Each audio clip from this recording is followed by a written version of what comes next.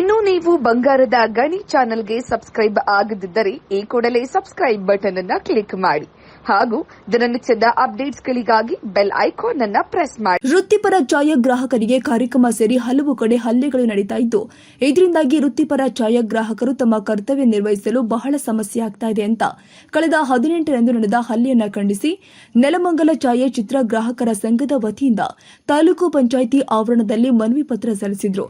ಕಳೆದ 18ರಂದು ಬೆಂಗಳೂರಿನ ಶಿವಾಜಿನಗರದ ಶಮ್ಸ್ ಕಲ್ಯಾಣ ಮಂದಿರದಲ್ಲಿ ಕಾರ್ಯನಿರತ ಛಾಯಾಚಿತ್ರ ಗ್ರಾಹಕರ ಮೇಲೆ ಏಕಾಏಕಿ ಹಲ್ಲೆ ನಡೆಸಿ ಛಾಯಾಗ್ರಾಹಕನ ಕ್ಯಾಮೆರಾ ಸಲಕರಣೆಗಳನ್ನು ನಾಶ ಮಾಡಿರುತ್ತಾರೆ. ಈ ಘಟನೆಯು ನಾಡಿನ ಸಮಸ್ತ ವೃತ್ತಿಪರ ಛಾಯಾಚಿತ್ರ ಗ್ರಾಹಕರ ಮೇಲೆ ತೀವ್ರತರವಾದ ಆಘಾತ ಉಂಟು ಮಾಡಿದ್ದು, ಛಾಯಾಗ್ರಾಹಕರ ಕುಟುಂಬಗಳು ತುಂಬಾ ನೋವನ್ನು ಅನುಭವಿಸುವಂತಾಗಿದೆ. ಅದರಲ್ಲೂ ಇತ್ತೀಚೆಗೆ ಸಾಕಷ್ಟು ಕಲ್ಯಾಣ ಮಂದಿರದಲ್ಲಿ ಕ್ಯಾಮೆರಾ ಪರಿಕರಗಳ ಕಳ್ಳತನ, ಸ್ಟುಡಿಯೋಗಳ ಕಳ್ಳತನ, ಛಾಯಾಗ್ರಾಹಕರನ್ನ ರಸ್ತೆಗಳಲ್ಲಿ ತಡೆದು ಕ್ಯಾಮೆರಾ ಪರಿಕರವನ್ನ ಕಿತ್ತುಕೊಂಡು ಹೋದಂತಹ ಅನೇಕ ಪ್ರಕರಣಗಳು ನಡೀತಾಲೇ ಇದೆ. ಆದ್ದರಿಂದ ಇಂತಹ ಕೃತ್ಯವನ್ನ ಆದಷ್ಟು ನಿಲ್ಲಿಸಲು ಮುಂದಾಗಬೇಕು ಅಂತ ಹೇಳಿದರು. ಶಿವಾಜಿನಗರದಲ್ಲಿ ನಡೆದ ಅಮಾನುಷ್ಯ ಕೃತ್ಯವನ್ನ ನಾಡಿನ ಸಮಸ್ತ ಛಾಯಾಗ್ರಾಹಕರು ಅತೀವವಾಗಿ ಖಂಡಿಸ್ತಾ ಇದ್ದೇವೆ. ಈ ಘಟನೆಯಲ್ಲಿ ತೊಂದರೆಗೊಂಡ ಛಾಯಾಗ್ರಾಹಕರಿಗೆ ನ್ಯಾಯವನ್ನ ಕೊಡಿಸಬೇಕು ಅಂತ ತಿಳಿಸಿದರು. ಈ ಸಂದರ್ಭದಲ್ಲಿ ನೆಲಮಂಗಲ ತಾಲೂಕು ಛಾಯಾಗ್ರಾಹಕ ಸಂಘದ ಅಧ್ಯಕ್ಷ ಪ್ರಕಾಶ್ ರವಿಕಾಂತ್ ಸಂಪತ್, ಮಂಜುಳಾ ಗೌಡ ಸೇರಿ ಅನೇಕ ಛಾಯಾಗ್ರಾಹಕರು ಉಪಸ್ಥಿತರಿದ್ದರು.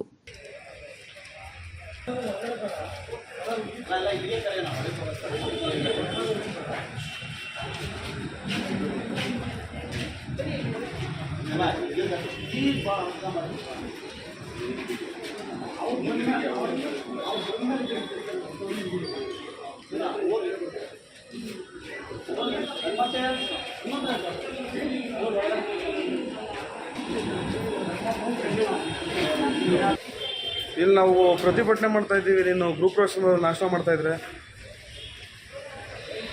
ಹಾಂ,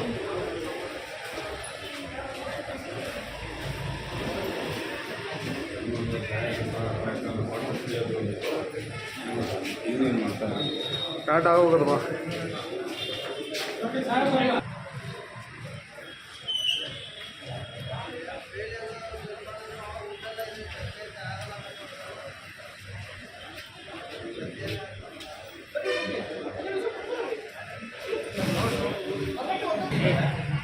ಇವತ್ತು ಈ ಘನ ಸರ್ಕಾರದಲ್ಲಿ ಇಂತಹ ಛಾಯಾಗ್ರಾಹಕರಿಗೆ ರಕ್ಷಣೆ ಇಲ್ಲದಂತಾಗಿದೆ. ಅಲ್ಲದೆ ಯಾವ ಯಾವ ರೀತಿ ಅಲ್ಲಿ ಹಲ್ಲೆ ಮಾಡಿದ್ದಾರೆ ಅನ್ನೋದು ಈಗಾಗಲೇ ಎಲ್ಲ ವಿಡಿಯೋದಲ್ಲಿ ಬಿತ್ತರಿಸಾಗಿದೆ. ಛಾಯಾಗ್ರಾಹಕರಿಗೆ ರಕ್ಷಣೆ ಕೊಡಿ ಅಂತ ಹೇಳ್ಬಿಟ್ಟು ಮುಖ್ಯಮಂತ್ರಿಗಳು ಮತ್ತು ಕಾನೂನು ಸಚಿವರಿಗೆ ಮನವಿ ಪತ್ರದ ಮೂಲಕ ದಂಡಾಧಿಕಾರಿಗಳಿಗೆ ನಾವು ಮೌನ ಮೆರವಣಿಗೆ ಮೂಲಕ ಮನವಿನ ಸಲ್ಲಿಸಿದ್ದೇವೆ. ದಯಮಾಡಿ ಮನವಿನ ರಾಜ್ಯಾದ್ಯಂತ ಎಲ್ಲ ತಾಲೂಕು ಕಚೇರಿಗಳಲ್ಲಿ ದಂಡಾಧಿಕಾರಿಗಳಿಗೆ ಮತ್ತು DC ಆಫೀಸಲ್ಲಿ ಎಲ್ಲ DC ಆಫೀಸ್ಗಳು ಕಳಿಸ್ತೀವಿ ಸರ್ ಮನವಿ ಪತ್ರ. ಯಾಕಂದರೆ ಯಾರಿಗೇ ಒಬ್ಬರ ವ್ಯಕ್ತಿಗೆ ತೊಂದರೆ ಆಗಬಾರ್ದು ಅನ್ನೋ ಉದ್ದೇಶ ಇದೆ ಸರ್.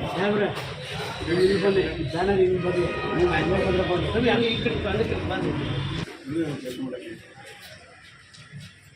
ಹತ್ರ ಬನ್ನಿ ಸರ್.